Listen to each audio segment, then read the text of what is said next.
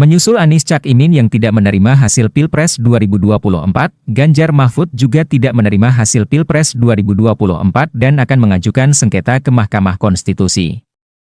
Pernyataan tim Ganjar Mahfud untuk mengajukan sengketa hasil Pilpres 2024 ke Mahkamah Konstitusi itu disampaikan dalam konferensi pers Ganjar Mahfud hari ini Kamis tanggal 21 Maret tahun 2024. Ganjar, seperti biasa bicara muter-muter dan tidak tas-tes sat-set seperti slogannya saat kampanye Pilpres.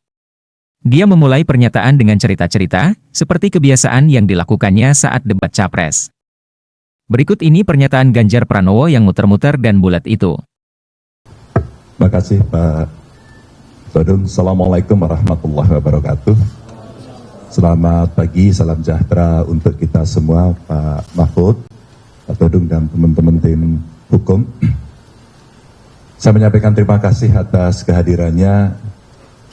Yang pertama, selama 1 bulan terakhir saya dan Pak Mahfud berkeliling, melihat, mendengar, menerima banyak kelompok masyarakat.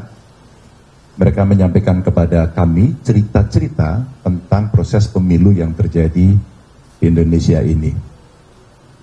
Tentu saja dalam 1 bulan ini kami juga berkomunikasi dengan partai pengusung, para saksi-saksi di daerah, apakah cerita-cerita itu begitu adanya. Dan ternyata relatif cerita itu punya kemiripan. Mulai dari proses, kalau boleh saya sebut seleksi calon capres-cawapres, sampai kemudian berproses pada putusan MK 90, dan pada saat itu awal cerita inilah yang kemudian rasa-rasanya proses pemilu menjadi pertanyaan banyak pihak. Dari pendaftaran di KPU, ada catatan-catatan yang kami rasa secara prosedur juga ada masalah. Kami bertemu dengan tokoh masyarakat, mereka menyampaikan suasana kebatinan, apakah ini yang namanya pemilu yang jujur dan adil. Para ilmuwan, akademisi, saya kira semuanya melihat, dimulai dari Jogja, kemudian menyebar ke seluruh Indonesia, juga kemudian diulangi lagi mereka bertemu untuk saling mengingatkan bahwa pemilu harus jurdil, harus luber, dan tentu saja kita berharap mimpi demokrasi yang kita inginkan pasca reformasi itu betul-betul bisa berjalan. Anti KKN, betul-betul asas-asas demokrasinya diberikan, dan inilah sebuah proses panjang yang terjadi. Banyak catatan yang memang disampaikan kepada kami. Tentu kami dan tim hukum harus memverifikasi satu persatu cerita tentang aparatur yang terlibat, mulai dari pusat sampai daerah. Cerita bantuan yang muncul tiba-tiba dengan sangat masif sekali. Bahkan ketika kemarin di DPR ada pertanyaan berapa sebenarnya jumlah bantuan sosial, siapa yang membagi, dan itu semuanya ternyata menjadi cerita di publik yang sampai kepada kami.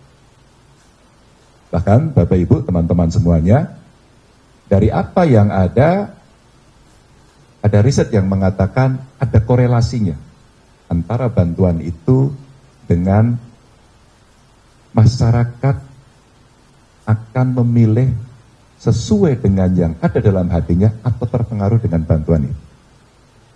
Di samping itu ada cerita manipolitik, ada cerita intimidasi.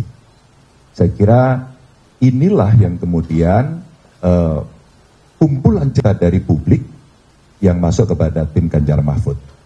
Tentu saya menghormati seluruh proses yang berjalan. Kami menyampaikan laporan-laporan kepada penyelenggara pemilu. Apakah itu KPU, apakah itu Bawaslu. Dan kita berharap memang Bawaslu akan merespon. Sayang tidak semuanya terespon. Maka setelah pengumuman tadi malam, tim Ganjar Mahfud sudah bersepakat. Kalaulah semuanya ini harus diluruskan agar demokrasi bisa berjalan dengan baik, maka benteng terakhirnya adalah Mahkamah Konstitusi. Dan kami sudah menyiapkan tim dari tim hukum untuk kita segera mendaftarkan apakah besok atau Sabtu, untuk segera kita menyampaikan seluruh yang ada yang kami persiapkan untuk menjadi pertimbangan Hakim Konstitusi nantinya. Dan saya kira ini momentum yang sangat bagus kepada majelis hakim yang nanti ada di MK untuk menunjukkan kredibilitasnya. Setelah dulu ada putusan MK-MK, setelah juga kita melihat penyelenggara pemilu juga mendapatkan hukuman etik, maka tentu saja kita mesti mengembalikan kredibilitas demokrasi kita ini jauh lebih baik. Dan untuk itu tim akan segera mendaftarkan itu, dan mudah-mudahan ini akan membuka tabir, dan tentu saja harapan kita MK lah nanti yang akan mengadili ini dengan baik dan bisa mengembalikan marwah demokrasi kita agar sesuai dengan harapan dan aturan. Teman-teman, itu yang bisa saya sampaikan. Terima kasih. Assalamualaikum warahmatullahi wabarakatuh. Mari kita tunggu pendaftaran dan persidangan serta pembacaan putusan gugatan sengketa hasil Pilpres 2024 oleh tim hukum Amin dan tim hukum Ganjar Mahfud. Kombor TV berkeyakinan bahwa gugatan sengketa hasil Pilpres oleh Amin dan Ganjar Mahfud itu tidak akan dikabulkan oleh Mahkamah Konstitusi sehingga Prabowo Subianto dan Gibran Rakabuming Raka akan dilantik sebagai Presiden dan Wakil Presiden Republik Indonesia pada 20 Oktober tahun 2024 yang akan datang.